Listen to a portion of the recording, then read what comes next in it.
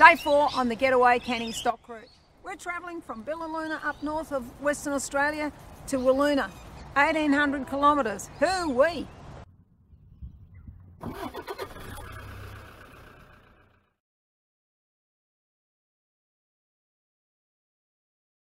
We had some excitement last night.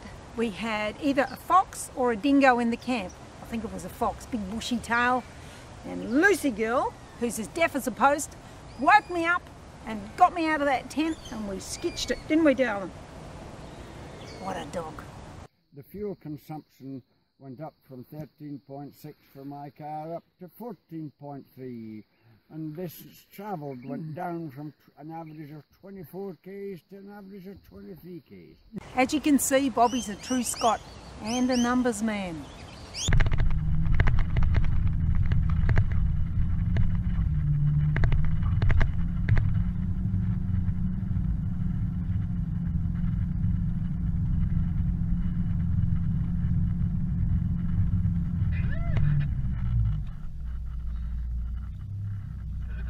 We crossed 56 sand dunes before lunch. It was all good. Once I got my tyre pressures and my technique right, no problem. Here we are, well 43. Any news on this well, Erica? Not really a lot. It was burnt out a number of years ago and it wasn't really worth doing up again. It had quite a good flow of water in that, but yeah, beautiful little area around here. It is absolutely gorgeous, isn't it? But I'm glad we camped where we did, because sometimes it can interfere with the animals getting for a drink. Plant identification can be quite tricky, but we managed quite well by pooling our knowledge. In terms of that jelly bean plant? Well, it'll do for now. Yeah. It says Billiluna, so I suspect that this well 43 is based on an Aboriginal soak. Oh, look at that. Nice little pool of water. No wonder there's bloody dingoes around here and all sorts.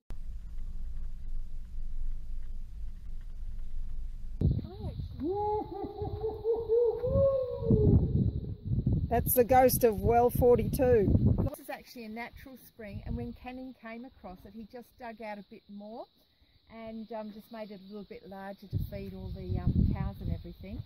It's the only actual well on the stock route that didn't have a whip pole with it.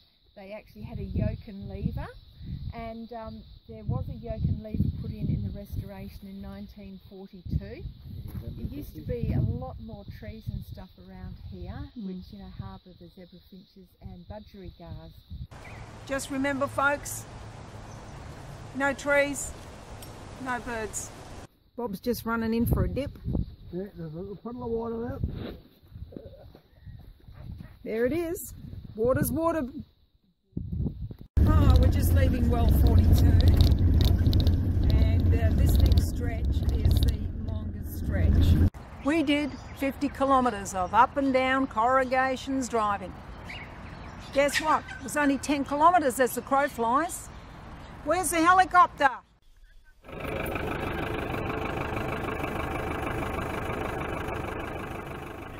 Covered very well. I don't know why they don't put a good lid on it. Yeah, well, it's obviously in disrepair. This is just one of the... No, this was done up. Oh, is it? Yeah. Is that a new? Yeah. Oh. Erica and Murray had dropped back, so for info on the wells, we had to resort to other means. The Traveller's Guide for Rona and Eric Gard. In 2003, all flooded. Oh my God, look at that. Absolutely wicked, yeah. Yeah, well, it's not like that now, but there's still water in that well. Yeah. Canning Stock Route is meant to be the longest and loneliest track in the world. Longest maybe, but loneliest? As soon as they pull in, we all want a good natter, and it's great. What's the wells like? What's the dunes like? Have you had any injuries? They've got a leaking diff. And then when they tried to tighten up the bolts, they sheared one off, so they're leaving that alone. But otherwise, they're going okay. All good.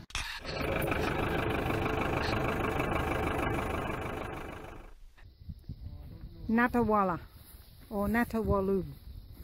Hard to say. Anyway, there's water in it. Lots of hornets again.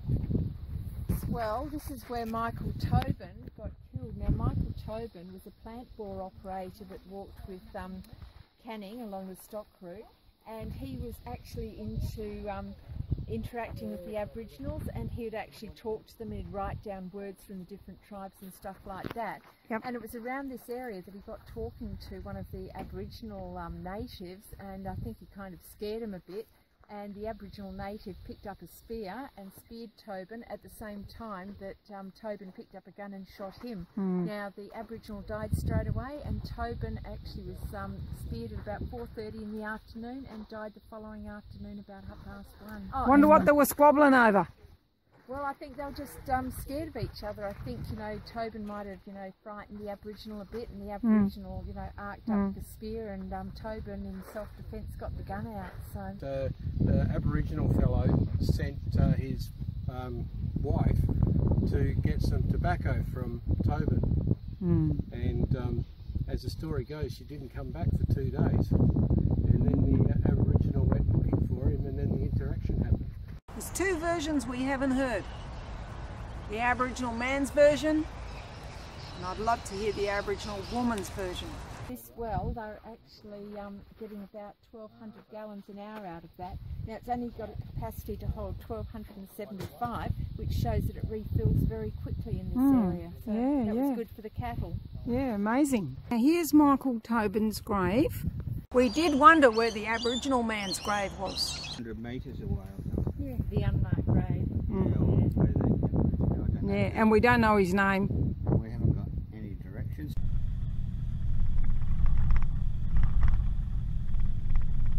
Uh-oh, spoke too soon. It's been silted over quite a lot, but you can dig down a bit and get some quite good water out of it. Canning, when he did his expedition of restoring all the wells, 1929-30, stopped off here, and because they ran out of supplies, they actually had to drop off a lot of the rebuilding stuff, and for this well and the next well, and then go back to Billiluna for supplies. And it's about 6 months later that he eventually came back and got this well restored. Most of the wells have more than one name. We never found out why. Guga, and obviously it's a well-known indigenous spot for getting water, as well as for the people bringing the cattle over. So let's just go and have a look at it. There is a bit of water in here, as you can see. It's a bit collapsed in, but here's some of the old, you know, the water troughs that would have been used to feed the cattle. Imagine riding in, hard day in the saddle, and then having to fill these things up. Oh goodness, hard yakka. Bobby and Leslie carried lots of our firewood. Unfortunately, the load wasn't secured properly and it shifted, and it gave the mighty Pathfinder a bit of a black eye. That holds the windscreen. See, we need this wood because there's not a lot of wood out there. This is the killer hill, and Jeremy's going to give it a go now. Look how far back it's got as a run-up. So go, Jeremy!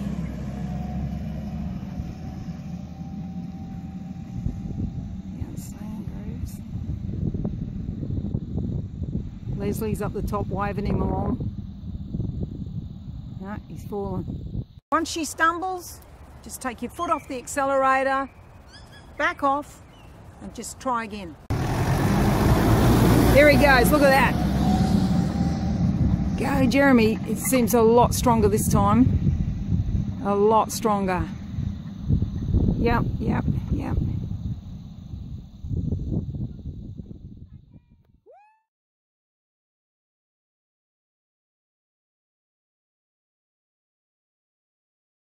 Four days down, 12 days to go. If you like the video, please click on the thumbs up sign below to add any questions or comments. Put them in the comments box below. And if you want to subscribe, just click on the button here. That way you'll stay up to date with any future videos. Okay, that's it from Rona's Roadshow. See you next time. Bye-bye.